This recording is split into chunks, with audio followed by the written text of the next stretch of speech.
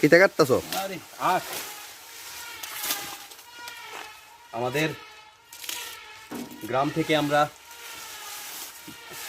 আখ কালেক্ট করছি আমাদেরই এক আত্মীয়র বাড়ি থেকে, এবং আমাদের আজকের আমাদের যে ইচ্ছে সেটা হচ্ছে আমাদের আশেপাশের আত্মীয় স্বজনের বাড়ি থেকে যে ফল তাদের বাড়িতে আছে সেগুলো একটু একটু করে কালেক্ট করা আর সেগুলো টেস্ট করা। এই যে দেখতে পাচ্ছ তোমরা কি আখ, এটা একটা ওকেশনাল ব্যাপার, প্রত্যেকদিন তো আমরা এটা করি না।